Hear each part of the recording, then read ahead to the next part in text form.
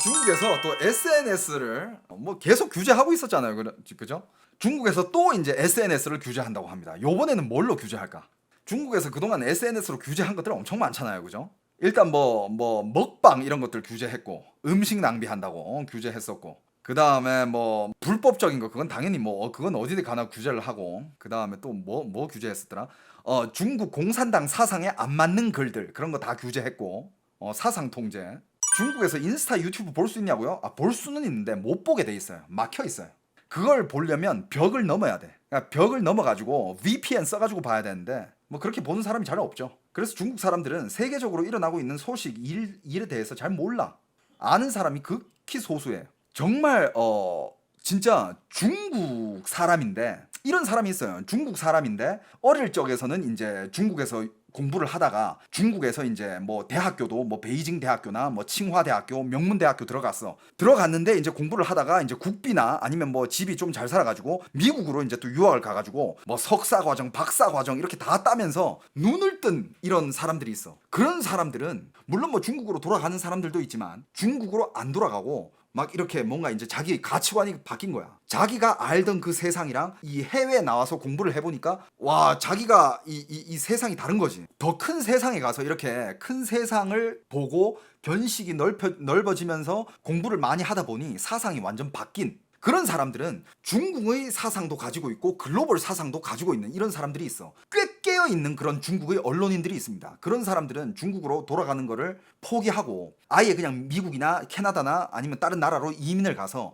거기서 자기가 보는 이런 객관적인 그런 세상을 막 이렇게 중국의 진짜 잘못된 것들은 비판하고 공산당 체제에 대해서 이런 것들은 잘못됐다라면서 할 말 다 하는 그런 중국 출신 언론인들이 꽤 있어요. 그런데 그런 언론인들이 얘기하는 거 들어보면 진짜 이게 진짜 생각하는 것도 다르고 엄청 깨어 있어. 되게 말하는 것들이 되게 훌륭해요, 진짜. 그 정도로 깨어있는 중국의 언론인들이 있어요. 근데 그런 사람들이 이제 더 이상 중국 사상을 가지고 있거나 중국의 이런 국적을 가지고 있지 않은 그런 사람들이 있지. 그런데 그런 사람들이 유튜브 채널, 그런 사람들이 이제 유튜브를 하죠. 해외에서 살고 이제 외국 국적을 취득했으니까.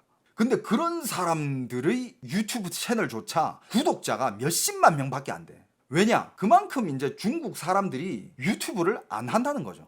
유튜브가 뭔지 모르는 사람들도 꽤 많아요. 중국에도 중국 자체만의 그런 유튜브라든지 아니면 인스타라든지 그런 뭐 자기들만의 플랫폼이 있어. 거기서만 놀지. 그 중에 제일 큰 거 한 개가 틱톡이에요. 여러분들 틱톡은 중국에서 어마어마한 큰 성공을 거두면서 이제 세계적으로 이렇게 세계적인 어플이 됐는데 세계에서도 큰 성공을 거뒀잖아요. 근데 여러분들 틱톡이 글로벌판이랑 중국 내륙판이랑 완전 달라요. 우리가 해외에서 하고 있는 틱톡은 그거는 글로벌판이야. 근데 중국 사람들이 안에서 하고 있는 그 틱톡은요, 그건 중국 사람들끼리만 공유할 수 있는 완전 달라요. 요즘 웨이보는 인기 없나요? 웨이보가 이제 중국의 인스타그램 약간 그런 거지. 페이스북, 인스타그램 약간 그런 느낌이 이제 웨이보죠. 이번에 중국의 웨이보, 중국의 SNS에서 또 뭘 규제했냐면 이런 걸 또 규제했다고 합니다. 이건 용납 못한다 이거지. SNS에서 돈 자랑하면 처벌. 허영심 단속하는 중국의 공동부유론. 여러분들 SNS에 보면 대부분이 여러분들 그러니까 이런 말이 있잖아요. SNS를 한다는 거는 인생의 그냥 제일 큰 낭비다. 제일 큰 시간 낭비다. 난 그 말을 어느 정도 맞다고 봐요. 근데 만약에 당신이 SNS가 직업이야. 그럼 또 말이 달라지는데 저는 이게 직업이잖아요. 저는 여기다가 시간을 쏟아 부을 수밖에 없어. 이게 내 직업이니까. 난 이걸로 먹고 사니까 돈도 벌고. 근데 그런 게 아닌 이상은 맨날 이렇게 뭐 딱히 SNS로 돈을 버는 것도 아니고 뭐 SNS로 뭐 일을 하는 것도 아닌데 허구한 날에 계속 SNS 하루에 SNS만 막 2시간 3시간 막 많게는 막 7, 8시간씩 보는 그런 사람들 있잖아. 그건 진짜 인생 낭비라고 생각해요, 저도. 그리고 왜 그게 인생 낭비라고 생각하냐면 물론 SNS에 아주 좋은 정보라든지 좋은 뭐 이런 글들이라든지 그런 좋은 컨텐츠도 있는 반면에 대부분은요 쇼오프예요. 쇼오프. 그냥 영어로는 그게 쇼오프인데 그게 뭐냐? 자랑이에요, 그냥. SNS는 그냥 누구 SNS나 가도 그냥 다 똑같아. 그냥 자랑이야.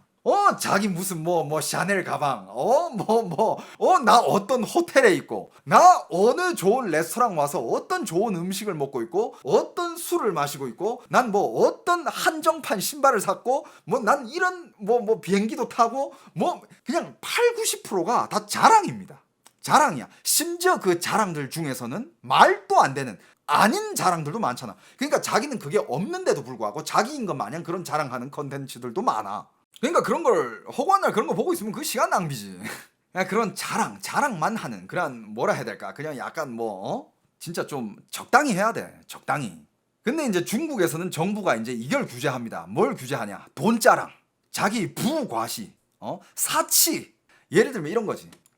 요런 관련된 컨텐츠들이 한 2만 개가 삭제가 됐대요. 이게 뭐냐면 뭐가 적혀 있냐면 20만 一斤的 2002年的白毫银针喝不出不同最近爱跟朋友同事吃完饭喝喝茶谈谈人生希望初心还在衣不如新人不如故不抽烟无酒瘾多喝茶 이게 어떻게 보면 막 그렇게 그치 이것도 자랑일 수 있겠다. 대략 어떤 뜻이냐면 4천만 원에 한근으로 샀는데 2002년산 바이하오 인전 이게 뭐냐면 백호 은침이라는 차예요. 이 은침이라는 차가 중국에서 되게 유명합니다.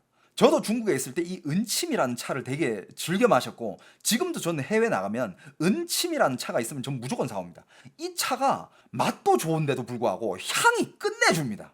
저는 중국에서 오래 있었고 저도 차를 좋아하니까 차에 대해서는 저도 좀 아는데 은침차가 이게 예를 들어서 요런 거에다가 차를 이렇게 딱 타 놓잖아. 차를 이렇게 딱 타가지고 뜨거운 물에 이렇게 딱 타가지고 뚜껑을 딱 열어 놓으면 이 방 안에 이 차향으로 가득 차요.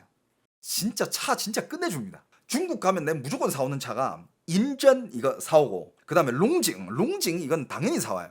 중국의 대표차고 약간 그냥 물 마시듯이 마시는 그런 차니까. 그 다음에铁观音도 진짜 맛있어요. 좀 씁쓸하면서 그 쓴맛이 아주 향도 좋아. 전 중국 가면 차를 많이 사오는데 지금 중국을 못 가고 있어.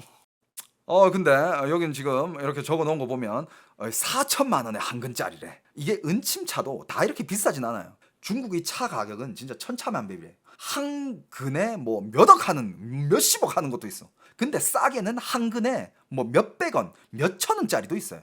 그러니까 이렇게 비싼 차를 마실 필요는 없어. 이건 별 차이 없거든. 이 사람도 이렇게 말했잖아. 4천만 원에 한 근 주고 산 건데 다른 건 모르겠다. 최근에 친구와 이렇게 직장 동료들이랑 밥 먹고 나서 차 마시면서 인생 이야기하고 그 다음에 초심을 찾고 이런 것들을 되게 좋아한다. 나는 담배 안 피고 술도 안 마시고 차를 많이 마신다. 이런 식으로 이렇게 약간 은근히 자랑을 해놨어. 은근히. 그러니까 일단 자랑은 이거잖아. 4천만 원짜리 차를 난 지금 마시고 있다. 이런 거 아니야. 여러분들 4천만 원짜리 차 그거 아무나 마십니까? 아니잖아. 근데 요런 관련된 요런 컨텐츠들이 삭제되고 있다 이거야. 이제 이런 자기 부를 과시하는 요런 컨텐츠들은 이제 규제를 할 거다라고. 그다음에 요렇게 관련된 이런 게시물들이 한 2만 개가 삭제됐다고 합니다. 각종 SNS에 게시된 고급 호텔이나 사치스러운 식사 이런 거를 다룬 콘텐츠들도 다 삭제되고 낭비를 조장한다. 그쵸? 먹방도 그 이유 때문에 삭제된 거잖아요. 그죠? 그러면서 이제 SNS를 통해 과시한 그들의 부가 사실이든 아니든 사회적 모순을 만들어 많은 사람을 불공평하고 박탈감을 느끼게 했다며 이런 컨텐츠를 이제 규제를 할 거다라고 이렇게 발표를 했다고 합니다. 근데 중국이 이렇게 외치는 공동부유, 같이 잘 살자 이게 현실성이 있을까? 아니 다 같이 잘 살면 세계가 돌아가나? 이 세계의 그 경제 시장이 이게 돌아갈 리가 없잖아요. 부를 쫓는 사람이 있어야 이 시장이 돌아가는데 모두가 다 부유해. 다 일할 필요가 없어. 그럼 다들 그냥 게을러지고 일 안 하고 그냥 그럼 이 사회가 안 돌아갈 것 같은데. 아무튼 중국의 공동부유론으로 인해서 이제는 중국에서 자랑하는 거 통제됩니다. 중국 가서 이런 쓸데없는 거 자랑하지 마세요.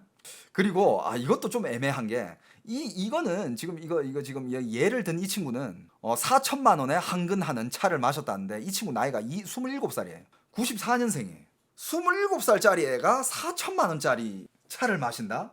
이건 약간 좀 이렇게 이건 좀 박탈감이 들 수도 있고 이건 좀 너무 부를 자랑하는 것 같을 수도 있는데 예를 들어서 중국의 한 기업 총수가 중국의 어마어마한 부호가 이미 누구나 그 사람이 다 부호인지 알아. 근데 그런 사람이 이 차를 마시는 거에 대해서 그것도 부의 과시가 되나? 그리고 이 부의 과시가 이게 뭐가 기준도 애매하잖아요. 그죠? 그럼 뭐 예를 들어서 한 근에 4천만 원짜리 차를 자랑하면 이게 부과시야. 그러면 한 근에 400만 원은 괜찮아? 이건 누가 정합니까? 여러분들은 어디까지가 부의 자랑인 것 같아요? 한국을 기준으로 했을 때는 이 정도까지는 괜찮다. 예를 들어서 한국을 기준으로 했을 때 뭐 예를 들어서 뭐 차든 뭐든 뭐 액세서리든 옷이든 가방이든 뭐 얼마 기준에서 이 정도 이상 올라가면 이건 좀 약간 과하시고 이 정도 가격 밑으로는 이건 괜찮다. 와, 이건 너무 애매하지 않습니까? 그리고 이런 생각을 한다는 것 자체가 이미 자유가 짓밟히고 있다는 뜻 아닙니까? 난 지금 이 생각을 하면서 이건 무슨 그냥 진짜 자유를 완전 그냥 구속당하고 있는 듯한 그런 느낌인데.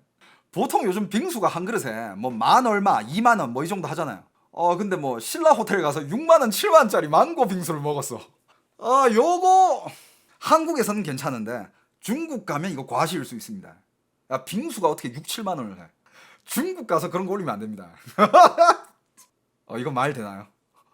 여기 또 어떤 또 인플루언서가 또 제재를 당한 게 있는데 300만의 팔로워를 보유하고 있는 틱토커네. 이 친구는 헬리콥터를 빌려서 여행하는 모습을 틱톡에 올렸대. 그 헬리콥터 빌려서 여행하는데 하루에 약 3천만 원을 썼어요. 이것도 삭제됐다고 합니다. 하루에 3천만 원짜리 여행 사치다 이거지.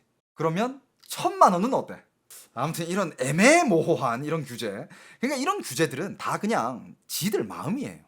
이거 약간 좀 공산당의 그런 사상에 약간 좀 거슬리는데 지워. 그럼 지우는 거예요. 기준이 없어요. 근데 이런 사소한 것들, 이런 것들도 그냥 순식간에 얘네들은 이걸 검열을 통해 가지고 몇만 개를 그냥 순식간에 지워버리는데, 근데 인터넷에 유통되고 있는 짭퉁, 불법 유통 컨텐츠들 이런 거는 검열이 안 된다고? 개소리지. 그러면서 또 이거 진짜 어이없었어. 여러분들 이 기사 봤어요? 김치에 마라탕까지 훔쳐? 중국 조롱에 조도 안 가져라는데, 아니 마라탕이 지금 한국에서 핫해가지고 한국에 지금 마라탕 식당들이 많이 생기잖아요. 근데 마라탕 식당들 보면 물론 한국 사람들이 창업해서 하는 것도 있지만 중국 사람들이 대부분이야. 그러면서 중국 사천 요리 뭐 사천식 뭐 중국 마라탕, 마라탕 하면 중국 거인 거 다 알아. 뺏지도 않으면 줘도 안 가져. 나 진짜. 근데 얘네들 이 말은 말이 아니지. 이거는 좀 말이 안 되지. 어떻게 김치에 마라탕까지 훔치? 이게 뭔 말이야? 애들 진짜 이게 세뇌의 무서움이라니까요. 중국이 이제 몇 년 동안 이렇게 뭐 김치 뭐 파오차이 이러면서 뭐 중국 거다 뭐 이지랄 하니까 지금 중국의 어린 세대들은 진짜 김치가 중국 건 줄 아나 봐. 세뇌가 여러분들 이렇게 무섭습니다. 여러분들 내가 중국에서 초등학교 중학교 다닐 때만 해도 그때 김치 하면요 여러분들, 김치를 중국말로 뭐라 하느냐? 파오차이 아니에요. 한국어 파오차이라 그랬어. 무조건 앞에 한국어가 붙었어. 한국어 파오차이. 그래야 우리가 먹는 그 배추김치 그걸 뜻하는 거야. 옛날부터 중국에서는 그냥 한국의 김치를 그냥 한국어 파오차이라 불렀어요. 내가 산 증인이야. 내가 알고 있는 중국인 친구들, 동창들, 중국 사람들 다 그렇게 그냥 내가 한국 사람 만나면 신기하잖아. 게다가 내가 중국어까지 잘해. 그러면 무조건 이 얘기 물어. 한국인喜欢吃辣白菜吗? 한국 파오차이 好吃吗? 맨날 물어봐. 한국 김치 맛있어? 무슨 맛이야? 한국 사람들 김치 많이 먹어? 근데 이 질문을 물어볼 때 무조건 한국 김치, 한국어 파오차이, 무조건 앞에 한국어가 붙었어. 언제 에이 쓰레기 같은 새끼들. 그리고 진짜 그냥 80년대 생들만 해도 김치가 한국 건지 다 알아. 중국 사람들. 왜? 한국의 문화를 보고 자랐기 때문에. 한류 영향 안 끼친 사람들 없을걸? 그래서 김치가 한국 건지 다 알 거야. 그런데 막 중국 정부에서 언론에서 그러니까 걔네들은 그냥 쉬쉬 하는 거야. 걔네들이 떠들어봤자 뭐 공산당한테 찍히면 걔네들도 좋을 거 없으니까 걔네들은 알면서도 그냥 중국이 그 한국 김치 중국 거야? 그래? 뭐 그런가 보지 뭐 이러면서 말을 못해. 말 잘못했다가 찍히면 또 중국에서 살기 어려워지니까. 그런 식의 통제죠. 아직도 기억나요. 그냥 중국 사람들이 나한테 와서 김치에 대해서 물어볼 때는 무조건 네 글자로 물어봤어. 한국어 파오차이. 한국 김치 어디 가면 살 수 있냐? 한국어 파오차이. 그냥 김치는 한국 거였어. 그리고 뭐 중국에서는 옛날부터 파오차이라는 요리가 있었다. 뭐 이런 식의 얘기 나오잖아. 내가 중국에서 16년 살면서 내가 진짜 중국 지방 요리 뭐 유명한 식당 이런 데들 진짜 많이 다녀봤는데 그 메뉴판 그렇게 많은데도 거기 무슨 파오차이라는 메뉴가 있는 거 본 적이 없어. 지방 쪽에 가면 그 지방마다 이런 건 있어. 이엔차이 이런 거는 있어. 절인 야채들. 이엔차이 뭐 이런 거는 있었어. 근데 그런 거는 한국 김치랑은 천지 차이야. 완전 달라요. 달라도 너무 달라. 비슷하지도 않아. 닮은 데가 1도 없어. 색깔부터 달라. 아, 진짜 중국 이런 이것도 뭐 기자가 쓴 기사인가? 이런 기사를 쓰는 애들도 진짜 아우 씨. 아 뭐 마라탕 한국에서 지금 요즘 핫하긴 해. 핫하긴 하지만 누가 씨. 야 아무도 마라탕 한국 거라 얘기 안 했어. 뭐 말도 안 되는 이런 이딴 기사를 쓰고 지랄이야. 아 기사도 기사지만 댓글들도 아 진짜 수준 떨어지는 게 이런 댓글들이 올라왔는데 아 뭐 진짜 댓글 내용이 얘네 이러다가 마라탕도 자기 거라고 우기는 거 아니야? 마라탕도? 야 니들이 자기 거라고 제일 많이 우기는 나라야. 하 진짜. 그러니까 여러분들 세뇌가 이렇게 무서운 거예요. 요즘 교육 받고 자라는 애들은 진짜 모르잖아. 와 근데 진짜 김치가 지들 거라고 알고 있는 애들이 와 있겠다 이미 있겠어. 세뇌 다 됐겠다. 아우 씨 징그럽다 아주.